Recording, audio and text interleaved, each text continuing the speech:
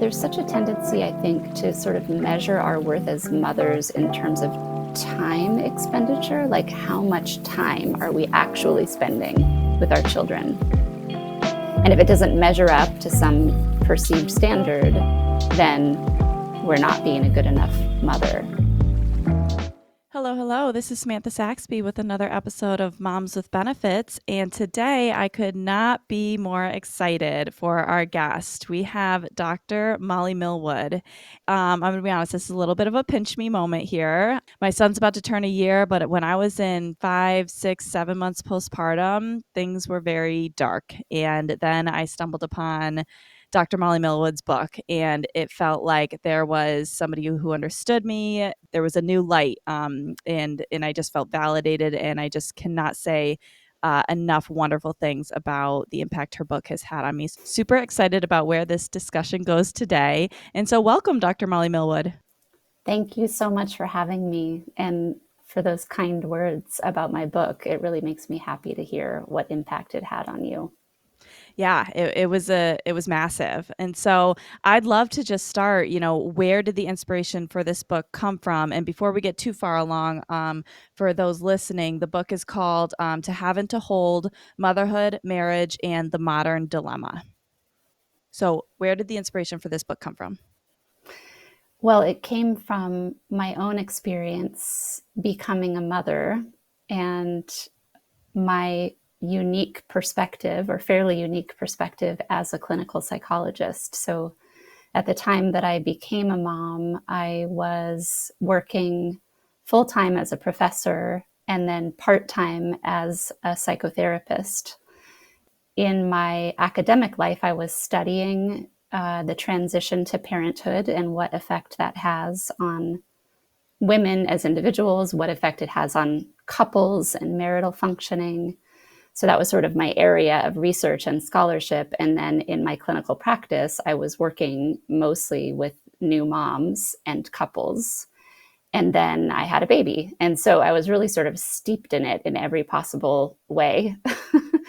And what I was experiencing personally was this massive transformation, much like what you were just describing in your own, recent experience of becoming a mom, feeling sort of discombobulated, turned upside down and inside out, and really not recognizing some aspects of myself. And, it really was just such a difficult time. And I was simultaneously kind of bearing witness to so many other people going through the exact same thing. And yet, what I kept hearing in these clinical stories was a sense of aloneness and a lot of shame, like people feeling like the struggles they were having were sort of unique to them or meant that something was wrong with them. So I'm hearing these stories, I'm living it myself, and I start feeling like I have to give voice to this. I have to do something to try to make it known that we're all having these very similar kinds of struggles. And there wasn't much of anything out there at the time. Basically, I wrote the book that I couldn't find for myself. I wanted to be able to read a book that was not about parenting, not about how to raise your child, but how to understand your own transformation, your own kind of internal emotional landscape as a mother.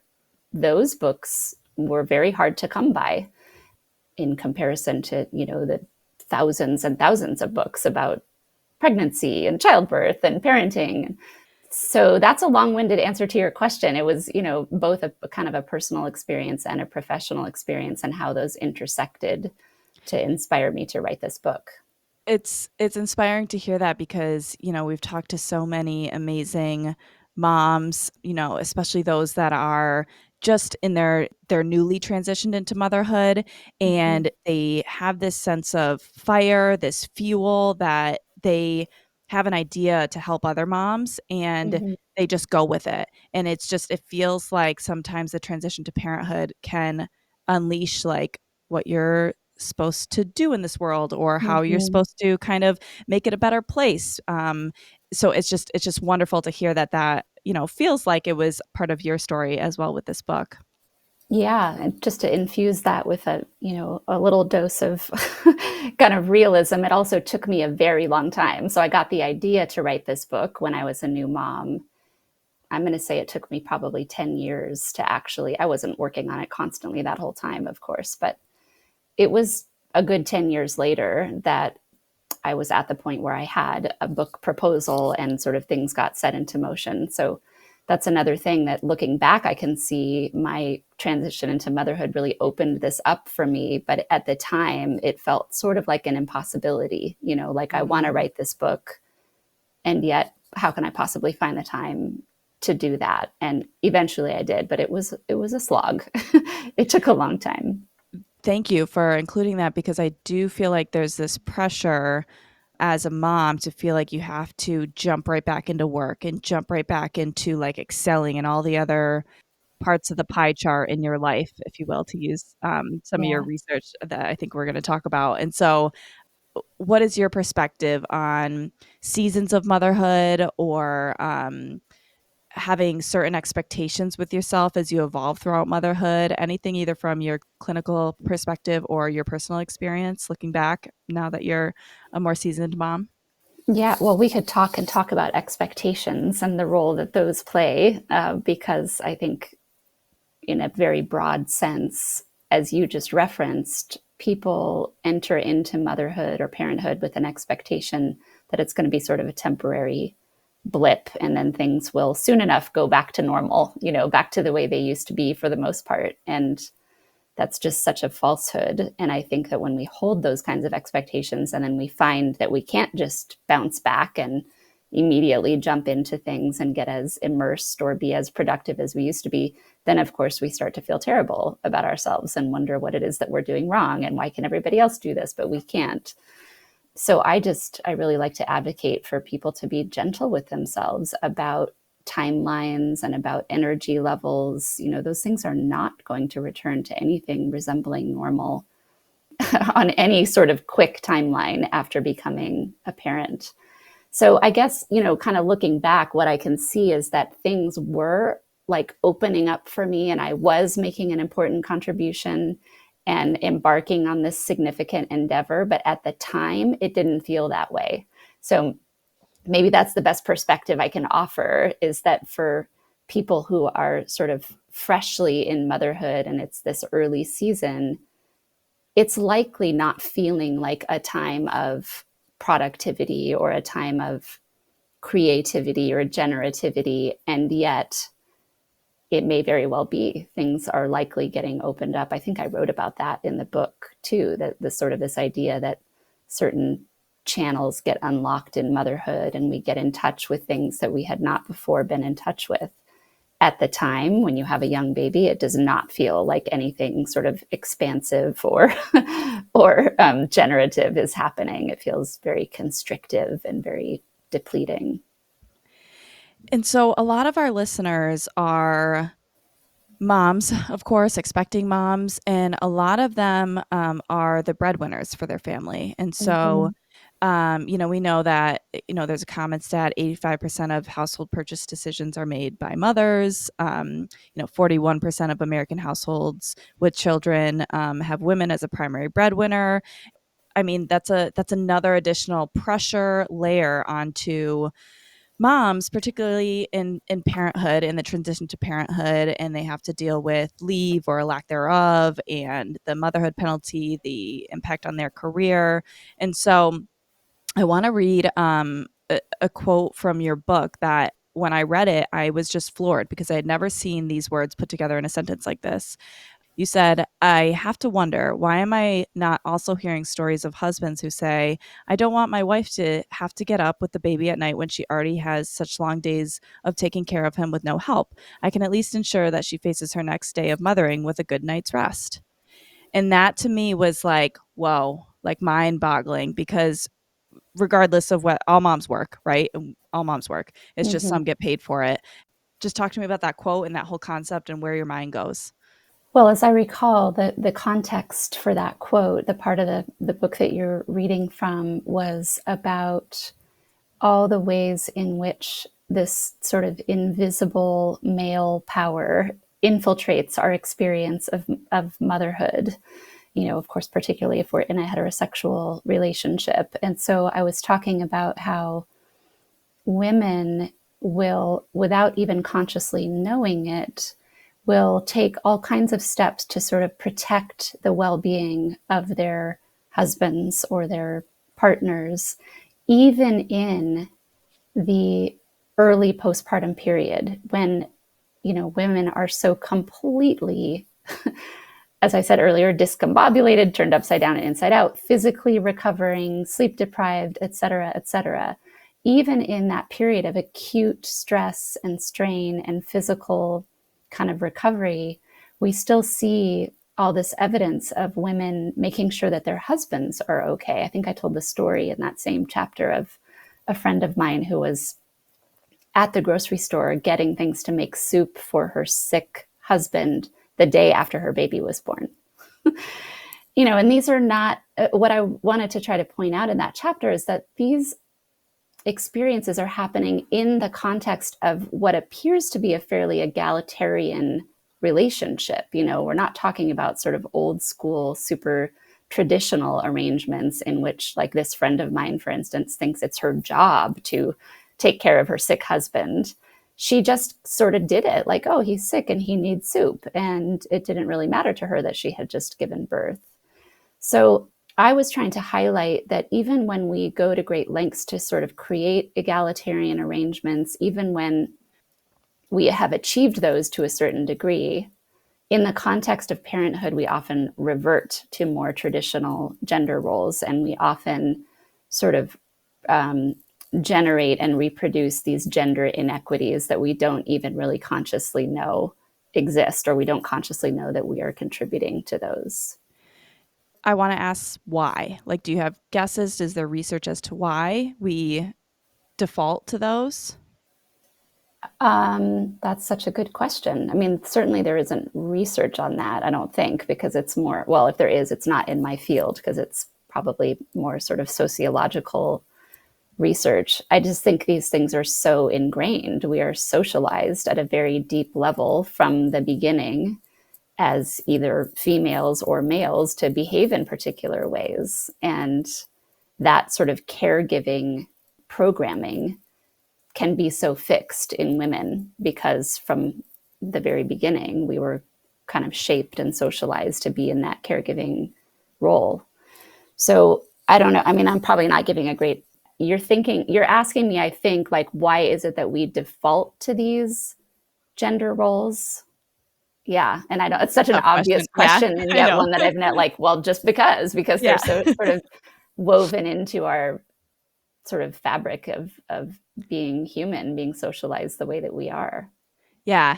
No, it's interesting. And part of me wonders if it's like a lack of awareness too, because I know the conversations I've had with my husband as we've both evolved in this transition to motherhood, a lot of it's been around like, what's the default? And why do we assume that I'm going to be the default versus he's going to be Mm-hmm. the default in certain things? Mm-hmm. And it's like questioning the default, but it's also like you have to be aware that there could be a different default and there could be Mm-hmm. different options. Mm-hmm. And so I guess my mind just goes to if folks are listening, like how do they navigate that to figure out what their goals are to be able to, have a better arrangement that works for their family structure. Mm-hmm.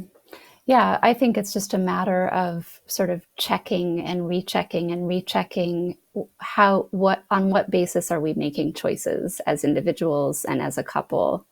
Is one person's well-being or best interest being prioritized?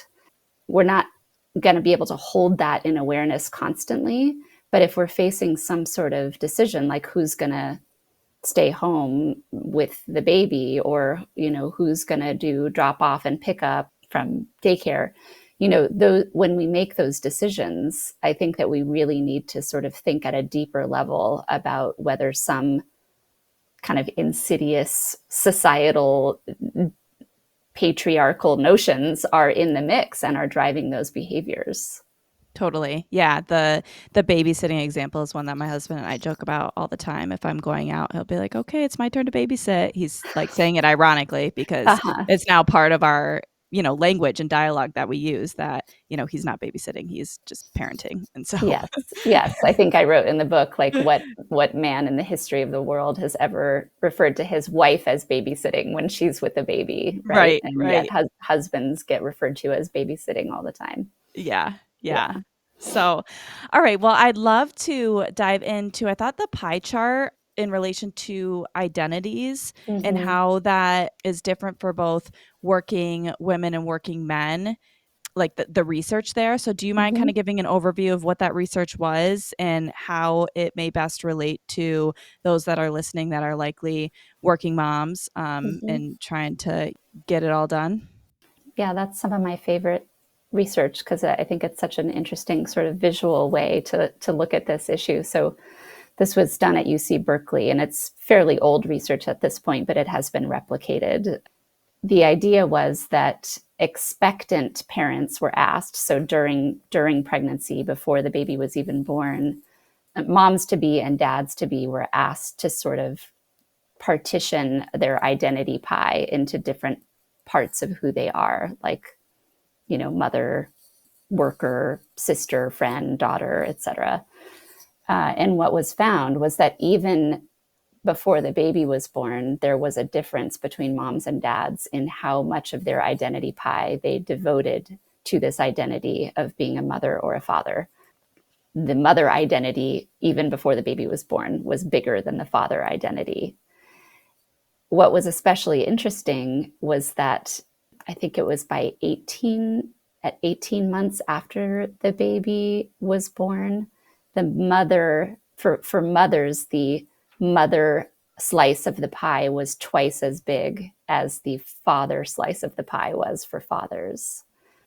One of the things that I think is sort of striking about this research is that the divide, if we want to call it that, begins even during pregnancy. So already there's a way in which mothers are taking on this part of their identity and fathers are not yet. And, I think that that's one of the ways we can understand the early, once the baby is born, that sort of early divide that occurs between moms and dads, where they're feeling sometimes sort of worlds apart or like they're not understanding each other, et cetera. I think that already started to develop during pregnancy.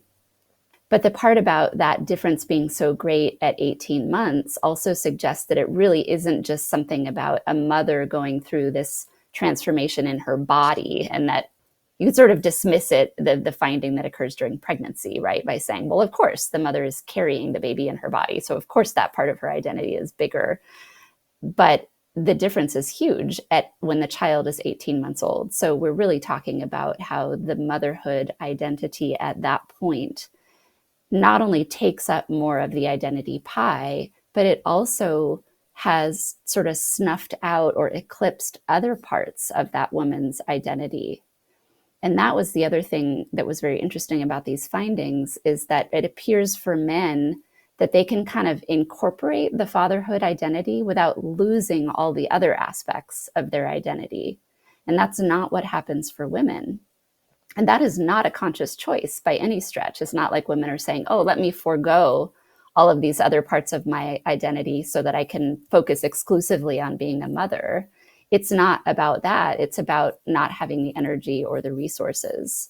So it's an empirical finding that supports the idea that I think is fairly common knowledge, that, and the kind of felt experience that is common, that moms' lives are dramatically transformed by motherhood, and dads' lives are less transformed by fatherhood. Dads are sort of, relatively speaking, carrying on unencumbered.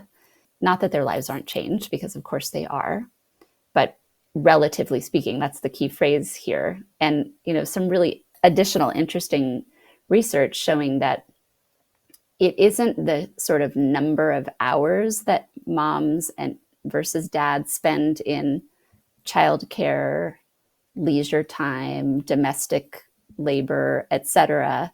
It's how much change has occurred for moms and dads since the baby was born that determines level of marital satisfaction.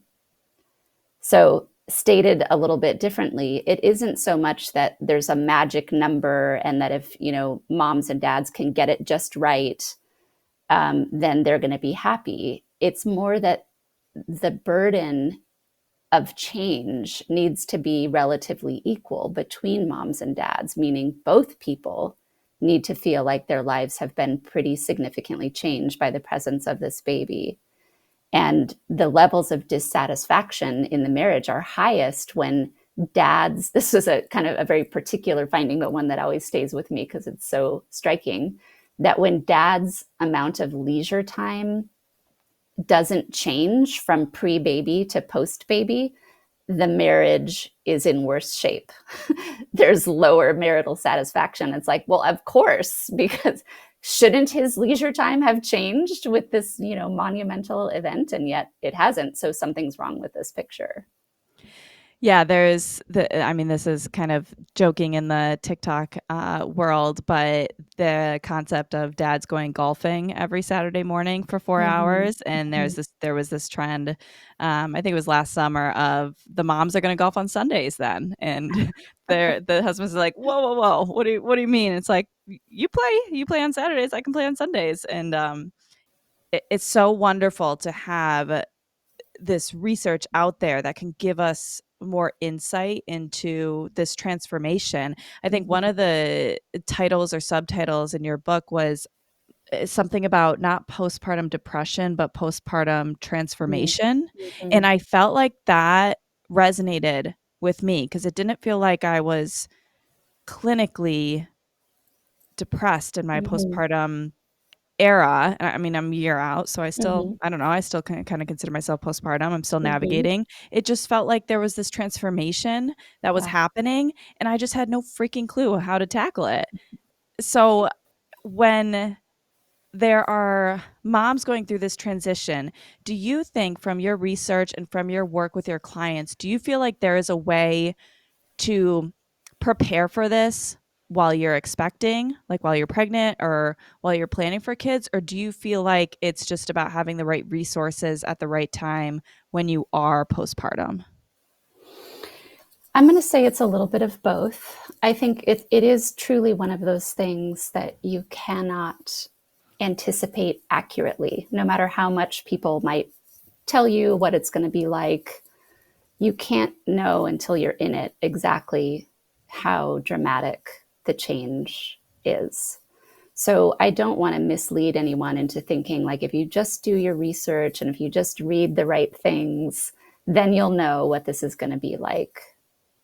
On the other hand, as I was alluding to earlier, I think a huge part of the problem is that people have such wrong expectations of what it's going to be like.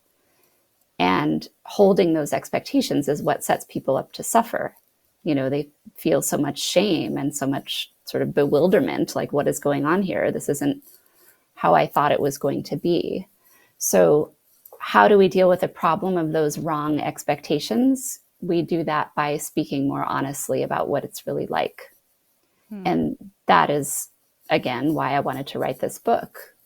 I wanted to give voice to, in a very honest, raw way, to what it feels like to be a new mom and not kind of pathologize the darkness in new motherhood and not create false dichotomies where there are people who have depression and then everybody else is okay, right? But just to sort of illuminate what this whole messy, complicated array of emotion is that we tend to experience in motherhood. And if more people are doing that, then of course the expectations are going to start to shift.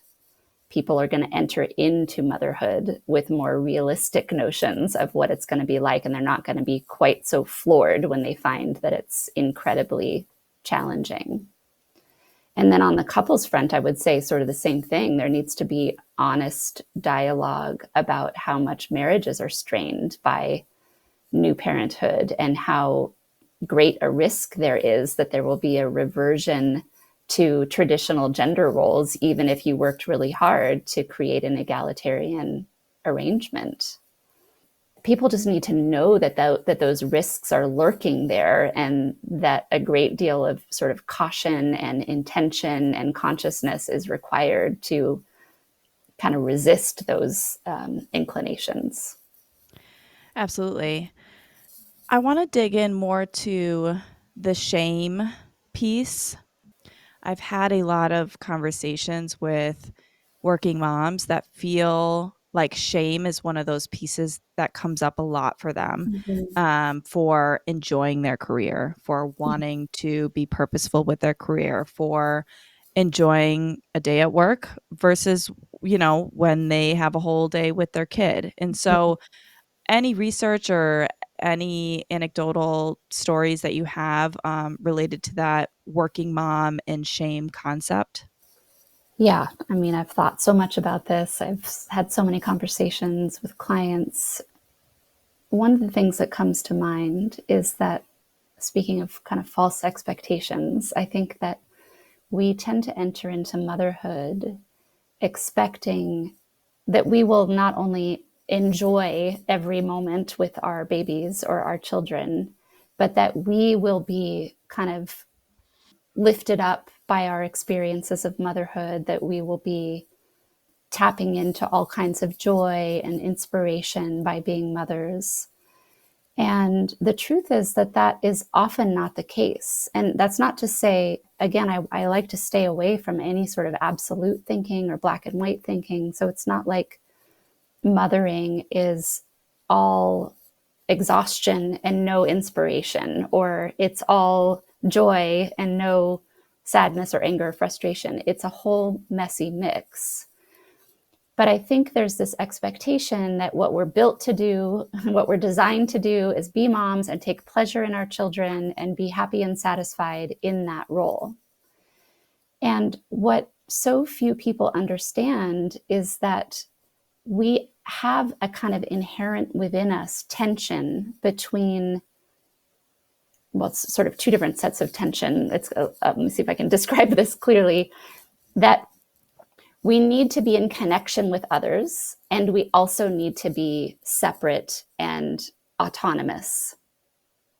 And we also need the second set of tension is that we thrive on stability and familiarity, but we also need novelty and excitement and adventure and unknown, right? So if you think about what life with a child or children is, it's a huge amount of repetition, familiarity, and it's a huge amount of connection. And many of us, when we're in the throes of early parenthood, are craving autonomy, separateness, and or we're craving something new and different, right? We don't want to just get up and do the same thing again every day. And so work life, if you work outside the home, it often sort of allows for fulfillment of those deep needs that are not being met by parenthood, right? So you get to get in the car and drive somewhere and be by yourself and get to the office or whatever it is, or you work on your own, depending on what your profession is, you get to spend that time by yourself, or you have conversations with other adults and that feels like novelty. So I wish more people understood that we cannot possibly get all of our needs met by being fully immersed in parenthood or motherhood. And there are even some personality characteristics that make it so parenthood, motherhood is actually really depleting no matter what. And like introversion comes to mind. 30% or more, I think, of the population is introverted. And yet what it means to be introverted is that when you're spending time with other people, it's not that you don't enjoy it, it's not that you don't value it or need it, but it does drain your energy. So I'm a pretty extreme introvert, and something that I learned early on in motherhood was that in the moment, I loved all of that connection with my son, and it left me very drained, and I just wanted to be alone. A lot of moms, even who are extroverts, will say, I just want to be alone at the end of the day being with my child. But certainly introverts are going to feel that way. So I think about how this sort of pertains to being a working mom and finding pleasure, a working outside the home mom, finding pleasure, finding inspiration, finding fulfillment in the work that we do, why in the world should we have to feel guilty or ashamed of that? It's fulfilling a set of needs that we all have, and it's okay. Period. Period.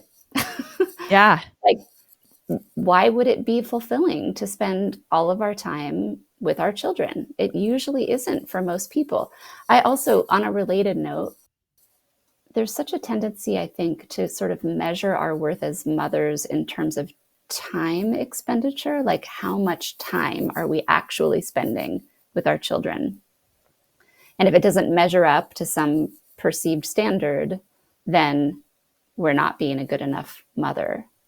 But the research actually shows it is not about the amount of time we spend with our children. It's about our ability to be attuned and responsive when we are with our children, right? So it's not about logging endless hours. I really like to tell this to people to all the moms who are feeling guilty about having a job that takes them away from home on trips. They have to travel for work, or they work long hours, or even in my own case, when I was trying to get this book written years ago, I had my full-time job, I had my part-time job, and I had a book I was trying to write in addition to being a mom and a wife. And so, of course, there were stretches of time that I was really not spending much time with my kids. And I felt terribly guilty about that. And yet I was fulfilling this important sort of mission that I was on, and it filled me up. It made me a better person to be working on these things and committing my time to these things, which then in turn made me more responsive to my children when I was with them. Made me, it's the whole like oxygen mask analogy that's overused but really apt. Like you got to take care of yourself first, and once you do, you can turn toward your child or your spouse or your friend or whoever it is, and you'll have resources for them. You'll have, internal resources or reserves that you can share with them. So we need to stop measuring our worth as mothers in terms of hours spent with our children and think instead about how are we when we are with our children. It's much better to spend 2 hours with your kid feeling really awake to the moment and really responsive and attuned than it is to spend 12 hours with your child completely fried and burned out and scrolling through your phone, right? It's not about the sheer number of hours that we're spending. There's a whole body of research about, for example, differences between children who go to full-time daycare versus children who are staying home with their moms, and what is the quality of the relationship like between mother and child, or how is the child doing on various behavioral measures, etc. And there is no difference. So that's sort of well established in the literature that there's no harm in sending our children to daycare. And what we can glean from that is that it isn't about the number of hours that we're spending with our kids. It's about how we're doing as individual people, what kind of resources we have available to give to our children, how well we can attune to them and be responsive to them emotionally. So there's really not a certain study that I could cite. It's just like a whole body of literature on that. Yeah, no, thank you. That's helpful. I think the element of daycare is obviously, essential to those that want to work outside the home. And so there's financial considerations, of course, but it makes a whole lot of sense that there is an identity consideration too for the mother. And so hopefully if we can have more knowledge as moms that these inherent tensions exist Mm-hmm. between connections with others, versus autonomy, stability versus novelty, like that, it just gives a framework of understanding yourself maybe. Mm-hmm. And it leads me to something that last night I was feeling like I have been transformed by motherhood, right? That's like a Mm-hmm. cliche saying, but like it's true. So And I was true. reflecting on that my son's about to turn a year. And I Mhm. was reflecting on, I felt like I had more of a different style in a little bit of my work, a little bit of my partnership. Like it just felt like I had been transformed. So I found myself doing a new personality test, like one of those Mm. online assessment tests. Mhm. Have you considered that those could change throughout your transition to parenthood, or that would be like a good research mechanism? Or I'm just spitballing here, like it just felt like I got a different response, I think, than I would have, 5 years ago. Obviously Mhm. other things happen than just having a child, but I would say that that's the most transformative piece between, Mhm. me in the last 5 years. So any thoughts, or is that just like just an insane silly like 11 p.m. midnight idea that I No, had? I don't think it's insane or silly at all. In fact, what I'm sitting here thinking is, wow, if that research could get done and could actually demonstrate that people score differently on personality measures after having a child, there would be really no better evidence of how transformative it truly is, right? Because personality traits are considered to be fixed, those don't Mhm. change. They might change a little across sort of late adolescence, early adulthood, right? But once you are firmly an adult, it's expected that however you score on, let's say, an introversion scale is how you're going to score, or however you score on a conscientiousness measure is how you're going to score. So that would be really interesting. As far as I know, that research does not exist, but I think that that would be absolutely fascinating and really powerful if it were to Yeah. demonstrate that. I Yeah. wrote in the book about how my relationship with time changed as a result of being a mother, and I think that's one of those. It's the same idea about like something that we generally consider to be fairly fixed gets fundamentally altered by Mhm. becoming a mother. Basically, have felt like I've been in a hurry ever since I had a child, whereas before that I was much more relaxed about time. Or, my ability to sort of withstand really sad or gory movies or TV shows, the degree to which I have an emotional response to something like that. Those kinds of things really changed for me. And I've heard many clients talk about the same thing. So, this would be a really important area for further research. I'm glad you brought it up. I don't think it exists. Somebody needs to do it. Let's do it. Yes, let's get right It on that. um, no, it was interesting because I was as I was thinking about this interview with you today, I was like, I can you give an oversight on research in relation to motherhood? I know that's really broad, but, like, I have a feeling it only started somewhat recently and is Mhm, just currently taking off, but correct me if mhm. I'm wrong. So can you give us, like, an overview of it? Of the research on like mother, Related to motherhood and, like, the transformation it has? it is a fairly new area of research. I think that that also tells its own sort of story. Like, why is it that only in the last, I don't know, 30, 40 years has this been a focus of research?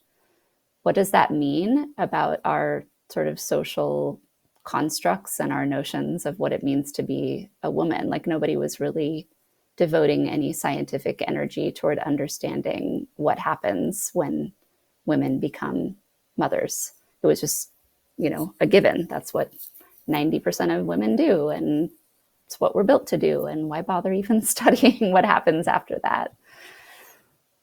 It's a very rich area of research now. There's a huge amount of research on all of the various ways that women are changed by motherhood. So that's the good news, is that, once it started getting studied, it has not stopped and it is yielding all kinds of rich information. Amazing. All right. Well, thank you for sharing that. And thank you so much for joining today. If folks want to check out your book or check out more work that you've done, where can they find you? Yeah, so the book can be found everywhere, anywhere that people look for their books. And as you said earlier, it's called To Have and to Hold. And just a couple days ago, it was actually the 5-year anniversary of this book coming out, Mm, which amazing. is, yeah, kind of crazy to think about. And my website is just mollymillwood.com. And I'm on Instagram as Molly Millwood PhD. Awesome. All right. Well, thank you again so much for joining us. We really do appreciate it. Oh, it's been my pleasure. Thanks for having me. If you are currently expecting or just looking to plan ahead, check out perkyleave.com to learn more about your leave benefits. Moms with Benefits is chasing financial and emotional stability for motherhood. If you've resonated with any of the stories from our moms, we'd love for you to give us a rating and quick review to help spread the word. You'll also find Moms with Benefits on Instagram at momswithbenefits.org. Keep going and keep growing, Mama.